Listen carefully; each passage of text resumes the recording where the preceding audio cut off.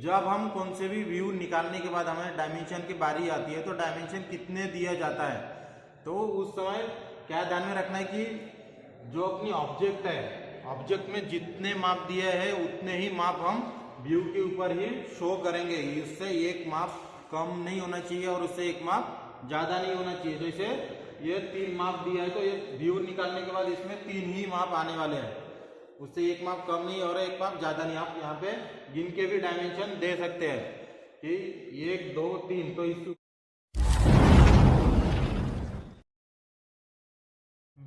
Hello everyone, आप सबका स्वागत है मेरे यूट्यूब चैनल ई लर्न आईटीआई में। आज हम बात करने वाले हैं इंजीनियरिंग ड्राइंग के बारे में और फर्स्ट ईयर के पेपर के बारे में। जैसे मैंने यहाँ पे लिख के रखा है कि फर्स्ट ईयर का है और पेपर का जो फॉर्मेट आता है, मतलब किस प्रकार किस टाइप के क्वेश्चन पूछे जाते हैं, उसके बारे में हम आज पूरी जानकारी लेंगे। और जो जैसे मैंने यहाँ पे 3 क्वेश्चन लिखा है, 3 क्वेश्चन में क्या क्या आता है, कितने मार्क के आते हैं पेपर और कितने क्वेश्चन, कौन से क्वेश्चन कितने मार्क के रहते हैं, उसके बारे में पूरी जानकारी। और आप जो ईडी का पेपर रहता है, मतलब इंजीनियरिंग ड्राइंग का, उसको मतलब सॉल्व करने के बाद हमें पासिंग मार्क कितना चाहिए पास होने के लिए, वो सब के बारे में आज हम जानकारी प्राप्त करेंगे। और जो एक क्वेश्चन आता है कि व्यू निकालना रहता है थर्ड एंगल में या फिर फर्स्ट एंगल में, ज़्यादातर थर्ड एंगल में निकाला जाता है। तो व्यू निकालते समय कौन कौन सी बातें ध्यान में रखा जाता है जिससे व्यू जल्दी निकालता है या फिर हम पास हो सकते हैं एक ही क्वेश्चन को सॉल्व करके, तो उसके बारे में भी हम पूरी जानकारी प्राप्त करेंगे। तो सबसे पहले बता देता हूँ कि जो आज हम बात कर रहे हैं तो फर्स्ट ईयर के पेपर के फॉर्मेट, मतलब जो क्वेश्चन पूछे जाते हैं पेपर में, उसी के बारे में हम बात करने वाले हैं। सबसे पहले जो क्वेश्चन पेपर रहता है कितने मार्क का रहता है, मैंने यहाँ पे लिख के रखा है कि 50 मार्क का क्वेश्चन पेपर रहता है। इंजीनियरिंग ड्राइंग जो फर्स्ट ईयर का पेपर रहता है वो 50 मार्क के पेपर रहता है।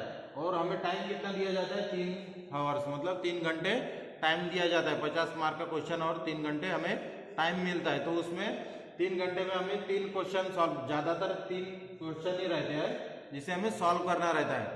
तो जैसे मैंने अभी बोला था कि टोटल मार्क 50 है, तो हमें पासिंग कितना चाहिए, मतलब 50 में से हमें कितना मार्क मिलने के बाद हम पास हो सकते हैं। तो जो जितने भी क्वेश्चन पेपर जितने मार्क के रहते हैं उसके 30% मार्क हमें रहता, पासिंग मार्क चाहिए रहता है पास होने के लिए। जैसे 50 है तो उसका 30% निकाले तो 17 मार्क आते हैं। तो ईडी का जो फर्स्ट ईयर का पेपर है तो उसको अगर पास हमें करना है तो कम से कम 17 मार्क हमें मिलना चाहिए, तब जाके हम पास होते हैं। जितने भी मार्क के क्वेश्चन पेपर रहेंगे उसके 30% मार्क हमें मिलना चाहिए, तब जाके हम पास होते हैं। अब अभी हम सामने चल के अभी बात करते हैं क्वेश्चन और कौन कौन से क्वेश्चन कितने मार्क के होते हैं। तो जैसे मैंने यहाँ पे पहला क्वेश्चन लिखा है कि ड्रॉ फ्री हैंड स्केच। जो आपका जो फर्स्ट ईयर का ईडी का एग्जाम रहता है तो पहला क्वेश्चन आता है फ्री हैंड स्केच निकालने के लिए आता है।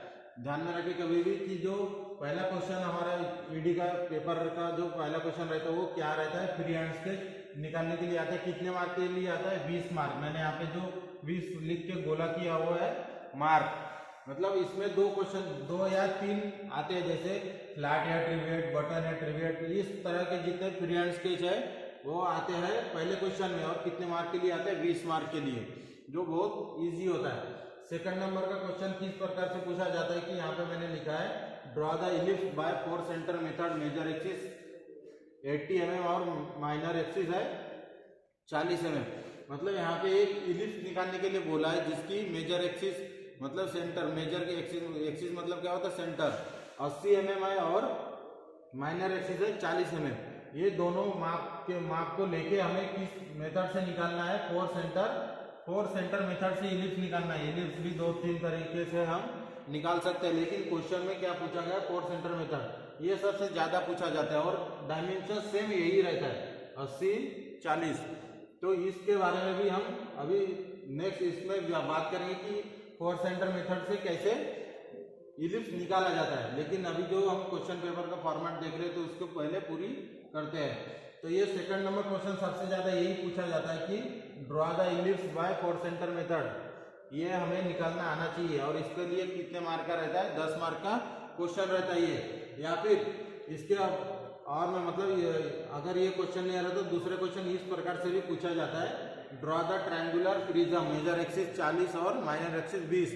मतलब प्रिज्म भी यहाँ पे पूछता है, सेकंड नंबर के क्वेश्चन में प्रिज्म पूछेगा या फिर इलिप्स के बारे में पूछता, लेकिन ये दोनों में से ये क्वेश्चन रहता ही है कि प्रिज्म नहीं तो इलिप्स, और उसके साथ में डायमेंशन दिया जाता है, उस डायमेंशन के हिसाब से हमें ड्रा करना पड़ता है। ये हो गए दो क्वेश्चन। जो पहला क्वेश्चन था 20 मार्क, सेकंड क्वेश्चन था 10 मार्क, मतलब 30 मार्क। और तीसरा नंबर का क्वेश्चन बचा है कि क्वेश्चन क्या पूछ रहा है, draw front view, side view and top view in third angle projection of the given project. मतलब ये क्वेश्चन लिखा है, इसके नीचे एक डायग्राम रहेगा, XYZ कौन से भी एक जॉब की डायग्राम रहती है, मतलब ऑब्जेक्ट रहती है, उसे क्या करना है हमें उसकी फ्रंट व्यू निकालना है, साइड व्यू निकालना है और टॉप व्यू निकालना है।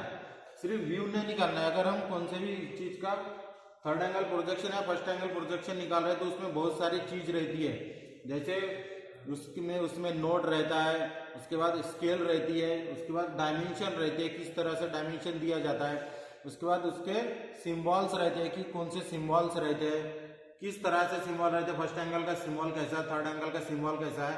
तो ये सब ये वाले चीज में रहता है। और ये वाले क्वेश्चन कितने मार्क के रहते हैं? 20 मार्क। मतलब इसमें से अगर दो ऊपर के दोनों क्वेश्चन छोड़ दिए हमने, सिर्फ नीचे वाले क्वेश्चन को सॉल्व किया अच्छे तरीके से, तो हम पास होने के हमें चांस रहते, क्योंकि जब हम क्वेश्चन सॉल्व करते तो ऊपर में से कौन सा ना कौन सा एक मार्क, कौन से भी एक क्वेश्चन में से हमें 5-10 मार्क मिल जाते हैं, और बचे नीचे के 20 मार्क का एक क्वेश्चन।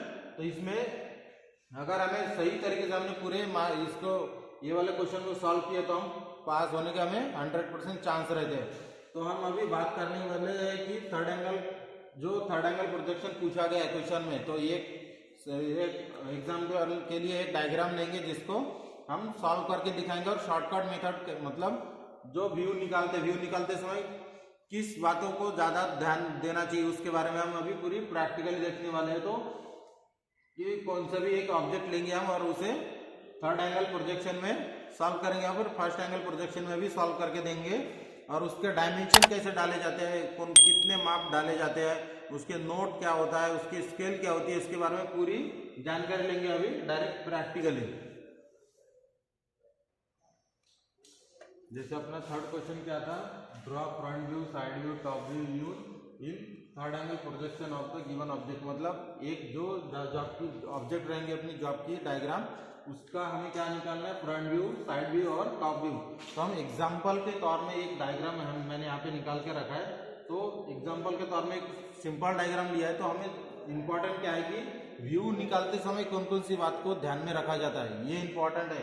अभी ये इसके डायग्राम की तरफ ज्यादा ध्यान नहीं देना है, ध्यान किसके तरफ देना है, जो मैं अभी बताऊंगा कि व्यू निकालते समय कौन कौन सी बातों को ध्यान में रखा जाता है और कैसे निकाला जाता है, और किससे वो इजी हो जाती है अपनी डायग्राम, मतलब व्यू निकालना इजी हो जाता है, उस चीज को ध्यान में रखना है। तो सबसे पहले क्या करते हैं, जो अपना थर्ड एंगल प्रोजेक्शन है रहे या फर्स्ट एंगल प्रोजेक्शन, सबसे पहले एक्स एक्सिस और वाई एक्सिस निकालते हैं, हॉरिजॉन्टल और वर्टिकल लाइन निकालते हैं। ये वर्टिकल लाइन हो गया और ये अपना हॉरिजॉन्टल लाइन, ये एक्स एक्सिस वाई एक्सिस, मतलब सबसे पहले ये दो एक्सिस निकालते हैं। उसके बाद क्या करते हैं, एक्सिस के दोनों साइड में, ये जो एक्सिस है इसके राइट साइड में और लेफ्ट साइड, इसके ऊपर और नीचे दोनों साइड में 10-10 mm का रेशा 90 डिग्री में लिया जाता है। इस तरह से 90 डिग्री में दोनों साइड में रेशा सबसे पहले निकाल लेना है, हॉरिजॉन्टल और वर्टिकल दोनों साइड में।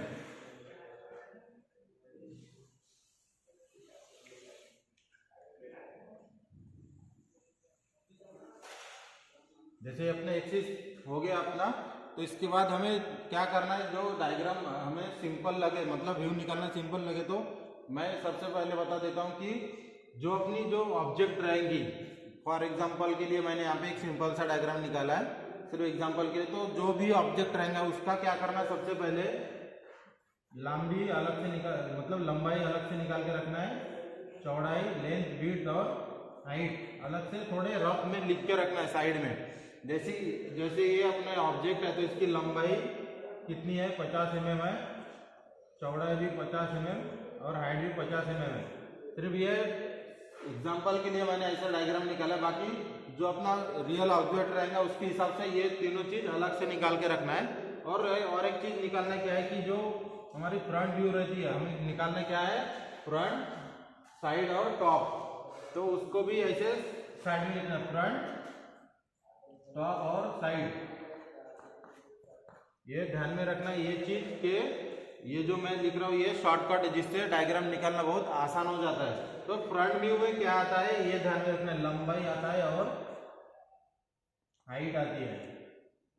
एल मतलब लेंथ, एच मतलब हाइट। और टॉप व्यू में क्या आता है, टॉप व्यू में आता है विड्थ, चौड़ाई इंटू लेंथ आता है। जो अपनी जॉब की लंबाई रहती है वही इसमें टॉप व्यू में भी आ जाता है। और साइड व्यू अपना जो लास्ट बचा है साइड व्यू, साइड व्यू में क्या करना है, साइड की लंबाई लेनी है और हाइट। ये शॉर्ट फॉर्म है, ये ध्यान में रखना है। एल मतलब क्या होता है लेंथ, डब्ल्यू मतलब विड्थ और एच मतलब हाइट। ये चीज साइड में निकाल कर रखना जिससे डायग्राम हमें बहुत इजी हो जाता है। तो कैसे इजी हो जाता है मैं भी उसके बारे में भी हम बात करेंगे।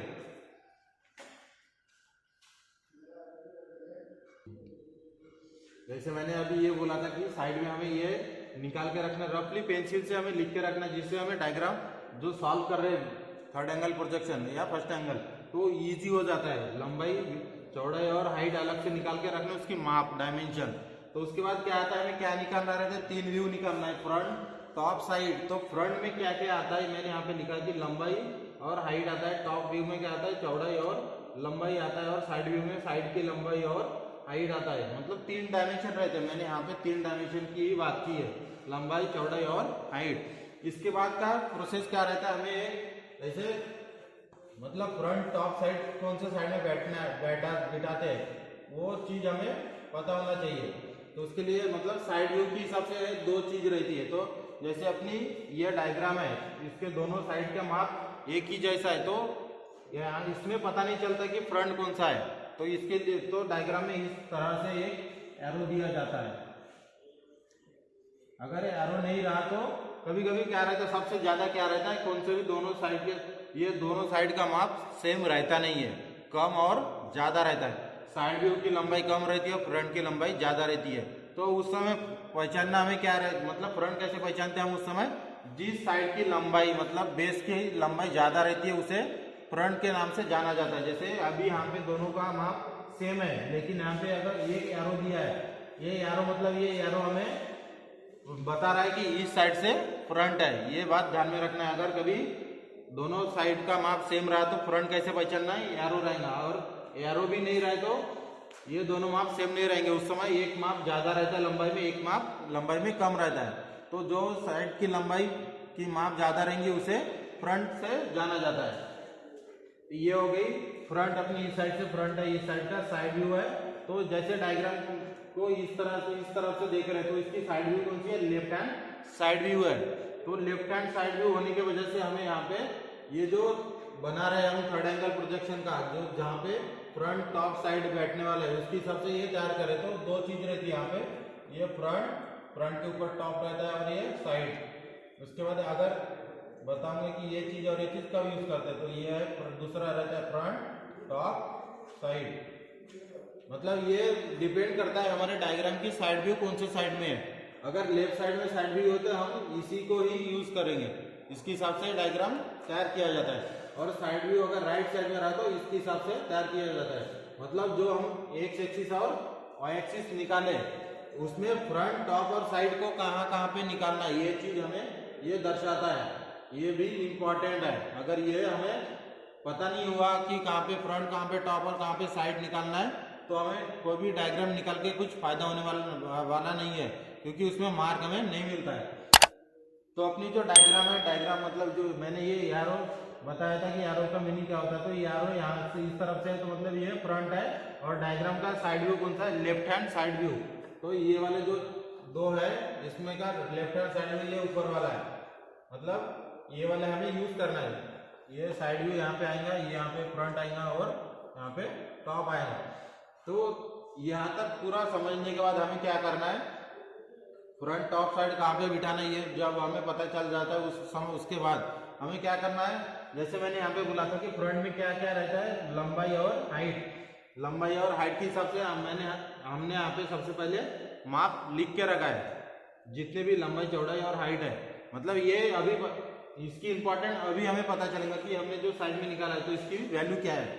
तो सबसे पहले हम निकालते हैं फ्रंट में क्या क्या निकालना है, लंबाई और हाइट। लंबाई और हाइट जो चीज है ये दोनों का माप यहाँ पे ऊपर में लिखा है। लंबाई कितनी है 50 और हाइट कितनी है 50 है, मतलब जो डायग्राम के हिसाब से रहेगा। तो लंबाई कहाँ से लेंगे, जो ये एक्सिस है वर्टिकल लाइन से राइट साइड की तरफ हम लंबाई लेंगे, और हाइट जो एक्सिस का सेंटर पॉइंट है उस पर से नीचे की तरफ। जो हमने सबसे पहले बीच में का जो एक्सिस निकाले थे, एक्स एक्सिस और वाई एक्सिस, उसके ऊपर 10-10 mm की जो रेखा निकाले थे, वो वाले रेखा के ऊपर हमें डायमेंशन लेना है।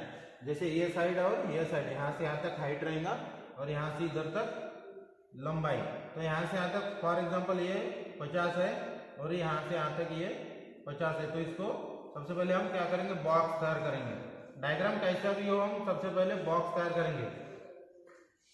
ये हमने पहले एक बॉक्स तैयार कर लिया। इसके हिसाब से ये जो हमने रफ में लिखा था, इसके हिसाब से कि फ्रंट में क्या आता है लंबाई और हाइट, और लंबाई और हाइट के हिसाब से जो डायमेंशन है हमने उसके हिसाब से एक बॉक्स तैयार किया है। उसके बाद लेते हैं टॉप में क्या आता है चौड़ाई और लंबाई। तो चौड़ाई कितनी है 50 और लंबाई कितनी है 50। तो चौड़ाई के हिसाब से हम, जैसे ये फ्रंट का जो माप है इसकी प्रोजेक्शन ऊपर में जाता है, तो इसके प्रोजेक्शन हम ऊपर ले सकते हैं ऐसे। और जो हाइट बताया, मतलब टॉप व्यू में विड्थ और लेंथ बताया, विड्थ कितनी है अपनी 50 ही है।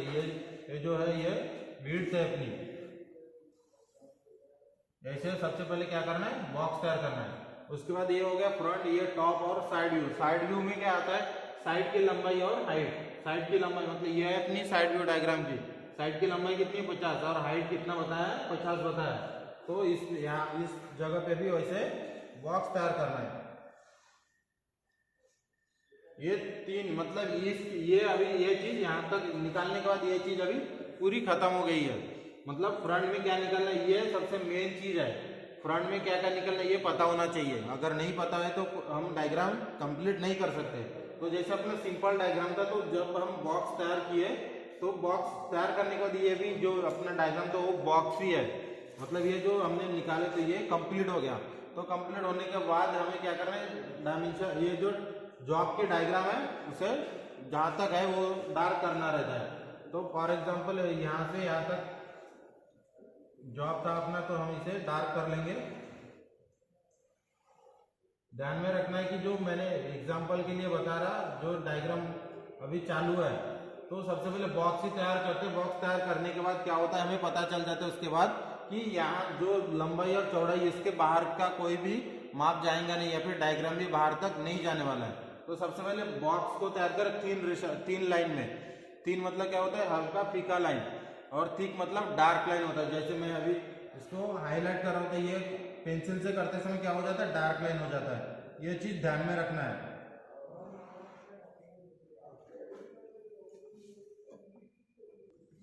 जैसे हम अभी जो डायग्राम तैयार किए, तो जो अपनी ऑब्जेक्ट है, ऑब्जेक्ट के हिसाब से व्यू हमने तैयार कर लिया है। तो उसके बाद क्या आता है, डायमेंशन की बारी आती है। मतलब जो डायमेंशन है, इसमें जो डायमेंशन कहाँ पे दिया जाता है और कितने डायमेंशन दिए जाते हैं, तो ये भी इंपॉर्टेंट रहता है। ये बात ध्यान में रखना है कि जब हम कौन से भी व्यू निकालने के बाद हमें डायमेंशन की बारी आती है, तो डायमेंशन कितने दिया जाता है, तो उस समय क्या ध्यान में रखना है कि जो अपनी ऑब्जेक्ट है, ऑब्जेक्ट में जितने माप दिए हैं उतने ही माप हम व्यू के ऊपर ही शो करेंगे। इससे एक माप कम नहीं होना चाहिए और उससे एक माप ज्यादा नहीं होना चाहिए। जैसे ये 3 माप दिया है, तो ये व्यू निकालने के बाद इसमें 3 ही माप आने वाले हैं, उससे एक माप कम नहीं और एक माप ज्यादा नहीं। आप यहाँ पे गिन के भी डायमेंशन दे सकते हैं कि 1 2 3, तो इसके ऊपर भी कितने माप दिखाना है हमें, 3 mm। और ध्यान में रखना है कि डायमेंशन जब हम देते हैं तो डायमेंशन लाइन कैसी होनी चाहिए और कितने नीचे होना चाहिए, और माप को कैसे लिखा जाता है ये भी इंपॉर्टेंट रहता है। तो सबसे पहले हम लंबाई के, ये जो हमने निकाले थे, फ्रंट में क्या दिख रहा है, लंबाई दिख रहा है, और साइड में चौड़ाई और हाइट दिख रहा है। ये तीनों चीज को हम अभी दर्शाने वाले हैं। तो ध्यान में रखना है कि जैसे हम डायमेंशन लाइन, ये डायग्राम यहाँ पे एंड हो गया। अभी क्या है, किसकी बात कर रहे हैं, डायमेंशन की। तो डायमेंशन लाइन डायग्राम लाइन से थिन होता है, मतलब ये जितना डार्क रहेगा ये उससे उतना डार्क रहता नहीं है, थिन लाइन रहती है। और ध्यान में रखें कि जहाँ पे जॉब एंड हुआ है वहां से डायमेंशन लाइन खींचते समय जॉब और डायमेंशन लाइन में 1 mm का गैप रहे। यहाँ से आता है, यहाँ पे गैप रखे, कभी भी डायमेंशन लाइन और जॉब की लाइन में अंतर थोड़ा सा हल्का गैप रखे। उसके बाद जब हम डायमेंशन लाइन खींचते हैं तो जॉब का एंड पॉइंट से कम 10 mm नीचे होना चाहिए डायमेंशन लाइन, ये बात ध्यान में रखें। जॉब का एंडिंग पॉइंट से डायमेंशन लाइन कितने mm नीचे होना चाहिए, 10 mm कम से कम, और अगर ज़्यादा जगह बची है तो 15 mm तक भी हम दे सकते हैं। तो क्या माप कितना दिया था, 50 mm, और माप कहाँ पे लिखना है, एकदम जो जितनी लंबाई है लंबाई के बीच में। माप लिखते समय ध्यान में रखें कि जॉब को माप टच नहीं होना चाहिए, या फिर जो हमने डायमेंशन डाले डायमेंशन लाइन को भी टच नहीं होना चाहिए, ये भी ध्यान में रखने वाली बात है। तो दोनों तरफ से एरो दे देंगे, एरो भी एक स्टैंडर्ड साइज में रहता है, ऐसा नहीं कि एरो भी हम अपने मन से निकाल ले, ऐसा रहता नहीं है। तो ध्यान दे कि ये एरो की जो रेशो है, हम जब इंजीनियरिंग ड्राइंग निकालते हैं तो उस समय एरो की एक रेशो रहती है 1:3, उसके हिसाब से ही एरो को भी दर्शाए। जैसे ही हमने लंबाई दर्शा ली, अभी हमें क्या करना है, हाइट दिखाना है, तो हाइट हम इस साइड में भी दिखा सकते हैं। ध्यान में रखें, मैंने बोला कि जॉब के एंडिंग पॉइंट से डायमेंशन लाइन के बीच में हल्का अंतर मतलब गैप रहना चाहिए, और जॉब का जो लाइन है उससे ये थिन लाइन होना चाहिए। उसकी चौड़ाई भी 50 mm था, मतलब हाइट। तो यहाँ पे भी वैसा सेम करना है, कौन से भी डायमेंशन लाइन को डायमेंशन चिपकाना नहीं है, या फिर जॉब के लाइन को डायमेंशन चिपकाना नहीं है। उसके बाद अपना जो ये दो माप हमने डाल दिया, लंबाई और हाइट, अभी क्या बचा है, साइड की लंबाई। तो साइड की लंबाई साइड में ही दिखाना है, साइड की लंबाई भी कितना था, 50 mm। ये हो गया, हमने डायमेंशन दिखा दिए। आपको यहाँ पे एक बार ऐसा चेक भी कर सकते हैं कि जॉब में कितने माप है, 1 2 3, 3 ही डायमेंशन है, तो व्यू में भी वही उतने ही डायमेंशन दिखाना है हमें, 1 2 3, इससे ज़्यादा हमें दिखाना नहीं है, क्योंकि ये इंजीनियरिंग ड्राइंग का एक रूल है कि जो ऑब्जेक्ट में जितने माप है व्यू में भी उतना ही माप आना चाहिए। इसके बाद क्या आता है कि जो हमने डायमेंशन निकाली, तो डायमेंशन के बाद क्या आता है, हमें फ्रंट टॉप साइड कौन कौन सा है ये हमें दर्शाना रहता है, दर्शाना पड़ता है। मतलब फ्रंट हमने कहाँ पे निकाले, टॉप कहाँ पे निकाले, और साइड व्यू कहाँ पे निकाले, ये हमें लिखना है। तो जो हमने ये फ्रंट निकाले थे, यहाँ पे फ्रंट व्यू लिखना है, कैपिटल में लिखना है, ये बात ध्यान में रखना है। यहाँ पे कौन से भी वर्ड स्मॉल यूज नहीं करना है। ये जो मैंने यहाँ पे लिखा है फ्रंट व्यू, तो ये यहाँ का जो फ्रंट व्यू जो लिखने की जो हाइट है उसका भी एक माप रहता है। ये सब टाइटल है, ये सब टाइटल मतलब यहाँ पे एक गाइडलाइन भी हम ऐसे निकाल सकते हैं। सबसे पहले तो गाइडलाइन के जो बीच में का अंतर रहता है वो रहेगा 3 mm, मतलब ये जो अगर हमने गाइडलाइन सपोज निकाले तो इसकी हाइट रहेगी 3 mm, ये ध्यान में रखना है। और ये जो भी चीज हम लिख रहे हैं तो ये पूरे 90 डिग्री में होना चाहिए, हॉरिजॉन्टल रहे या फिर वर्टिकल रहे, ये 90 डिग्री में होना चाहिए। अगर पूरे 90 डिग्री में हम नहीं लिख सकते तो गाइडलाइन निकाल ले सबसे पहले 3 mm का, उसके बाद इसमें लिखे। उसके बाद है क्या, ये साइड का क्या था अपना साइड व्यू, कौन सी साइड व्यू है, लेफ्ट हैंड साइड व्यू। तो लेफ्ट हैंड साइड व्यू का LS से शॉर्ट फॉर्म में लिखा जाता है, LH मतलब लेफ्ट हैंड। यहाँ पे साइड व्यू लिखना है, सिर्फ व्यू नहीं साइड व्यू।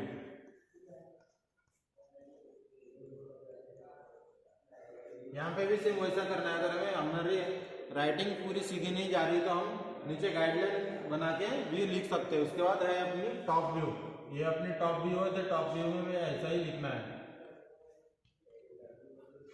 ये होगी अपनी डायग्राम। मतलब क्या पूछा था यहाँ पे, जो draw front view, side view और टॉप व्यू, जो थर्ड एंगल प्रोजेक्शन है, ये मैंने थर्ड एंगल प्रोजेक्शन के ये मतलब ये दो चीज ही आता है थर्ड एंगल में, ये बात ध्यान में रखें, ये भी इंपॉर्टेंट चीज है डायग्राम का व्यू निकालते समय।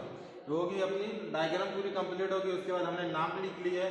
उसके बाद की जो चीज रहती है उसके बाद आता है स्केल और नोट, मतलब ये चीज लिखना रहता है उसके कोई भी इंजीनियरिंग ड्राइंग निकालने के बाद स्केल और नोट जरूरी रहता है। तो हमने जो डायग्राम निकाले थे, डायग्राम के बाद व्यू निकाले, व्यू के बाद जो चीज़ हमें लिखना था उसके बाद डायमेंशन भी दे दी। उसके बाद लास्ट के जो चीज़ बचते हैं वो है, मैंने बोला था कि स्केल और नोट्स। मतलब स्केल क्या होता है कि जो हमने जो डायग्राम के ऊपर जितने माप दिया है उतने माप को ही, उसी माप को लेकर ही हम अगर व्यू निकाले, जैसे 50 है तो 50 को ही लेके हमने व्यू निकाले, तो उस समय क्या आता है स्केल 1:1, मतलब जो माप दिया उसी माप में हमने निकाले। तो हमने उसी माप पे निकाले, तो यहाँ पे मेंशन क्या करना है 1:1। कभी कभी कैसा रहता है कि जो डायग्राम का माप रहता है वो बहुत ज्यादा रहता है, जो हम शीट में आते नहीं है, तो उस समय क्या करते हैं जितना माप रहेगा डायग्राम में उसके आधे में हम व्यू निकालते हैं। तो उस समय क्या लिखना है स्केल में 1:2। उस समय ये बहुत इंपॉर्टेंट हो जाता है स्केल। अगर हमने डायग्राम के हिसाब से हाफ में निकाले तो और हमने स्केल मेंशन नहीं किया तो वो कुछ वैल्यू रहेंगी नहीं, इसलिए ये चीज बहुत इंपॉर्टेंट रहती है कि स्केल मतलब जो माप में हम जो माप दिया उसी माप में अगर निकाले तो 1:1, अगर जो माप दिया उससे हम आधे माप में निकाले तो 1:2, मतलब आधे माप में भी हम निकाल सकते हैं। ये कंफ्यूज नहीं होना है, जो डायग्राम है उसके अगर माप बहुत ज्यादा रहे तो हम उसके आधा माप में भी हम व्यू निकाल सकते हैं। तो उसके नीचे क्या लिखना है, नोट लिखना है। नोट मतलब नोट में क्या लिखना है, all dimension are in mm। All dimension are in mm मतलब जो भी हमने माप यहाँ पे जो भी डायग्राम निकाले, जितने भी माप हमने मतलब स्केल से लिए वो पूरे mm में ही है, सेंटीमीटर में नहीं है या फिर मीटर में नहीं है। जो भी माप है अपनी डायमेंशन कौन सी इसमें है, मिलीमीटर में है। ये हमें दर्शाना पड़ता है कि हमने जो माप लिए हो मिलीमीटर में है या सेंटीमीटर में है। मतलब ये दोनों चीज भी मैटर करता है जब डायग्राम बनने के बाद। स्केल में दिखाना है क्या कौन से माप लिए, उसके बाद नोट में भी लिखना है। उसके बाद आता है लास्ट में क्या बचता है, एक थर्ड, जैसे हमने थर्ड एंगल में व्यू निकाले है तो उसका एक सिंबल रहता है, वो सिंबल मैंने यहाँ पे निकाल के रखा है, आप देख सकते हैं ये वाला सिंबल है। तो ये थर्ड एंगल प्रोजेक्शन का सिंबल है। कभी भी ध्यान में रखना है कि थर्ड एंगल प्रोजेक्शन का सिंबल निकालते समय जो राउंड वाले आकार रहता है वो पहले रहता है, उसके बाद जो ट्रायंगल वाले दिख रहा है टेपर में वो उसके राइट साइड में रहता है। ये बात ध्यान में रखना है कभी भी। और फर्स्ट एंगल का सिंबल इसके उल्टा हो जाता है, ये राउंड वाले इस साइड में आता है और ट्रायंगल उस साइड में जाता है, ये बात ध्यान में रखना है। और ट्रायंगल, ये जो सिंबल मैंने बताया कि सबसे पहले ये राउंड शेप रहेंगे, उसके बाद ट्रायंगल। तो राउंड शेप का जो माप रहता है और ये ट्रायंगल का माप, तो उस वो माप किस प्रकार से रहते हैं, जैसे हमने ये अंदर की जो सर्कल है ये हमने 20 डायमीटर में निकाला है फॉर एग्जाम्पल, तो बाहर का सर्कल उसके दुगुने में रहता है, मतलब मल्टीप्लाई बाय 2 रहता है उसका बाहर का सर्कल। मतलब ये अंदर का 20 है तो बाहर का कितना रहेगा 40 mm। और जो ट्रायंगल है, ट्रायंगल का जो पीछे का वाला भाग है छोटा वाला, ये इससे ये पैरेलल रहते हैं ऐसे लाइन में, मतलब इसकी जो डायमीटर है इसकी उतनी लंबाई है, ये बात ध्यान में रखना है। उसके बाद बड़े सर्कल की जितने डायमीटर है उसको ये दूसरे साइड की उसकी लंबाई रहती है। ये प्रोजेक्शन ऐसे निकाला जाता है, मतलब ये 40 है तो इसकी भी हाइट 40 रहेगी। और इसके बाद मैटर क्या आता है, इसके बीच में का डिस्टेंस, मतलब ये बड़े डायमीटर का जितना डायमेंशन रहेगा वो उसकी उतनी डिस्टेंस रहती है, ये बात ध्यान में रखना है। और सिंबल भी निकालना बहुत इंपॉर्टेंट रहता है, सिंबल के ऊपर भी मार्क रहता है। अभी जो डायग्राम मैंने समझा के बताया तो इस चीज के किस चीज के ऊपर माप रहता है, ये स्केल, नोट्स या फिर सिंबल। उसके बाद जो हम डायग्राम निकाल उसका डायमेंशन है, हर एक चीज ईडी के हर एक चीज के ऊपर मार्क रहता है, ये बात ध्यान में रखना है। ये होगी अपनी पूरी डायग्राम, मतलब थर्ड एंगल प्रोजेक्शन को कैसे निकाला जाता है और क्या क्या चीज इंपॉर्टेंट रहती होगी, पूरी जानकारी उसके बारे में। तो आज का वीडियो यहाँ तक ही है, और ऐसे कोई भी किसी को कुछ पूछना है तो हमें मैसेज करके पूछ सकते हैं, थियोरेटिकल रहे या प्रैक्टिकल रहे या फिर ईडी के बारे में कौन से भी टॉपिक के बारे में पूछना है तो हमें पूछ सकते हैं। और वीडियो अच्छी लगी तो हमारे चैनल को सब्सक्राइब करें और लाइक करें और शेयर करें।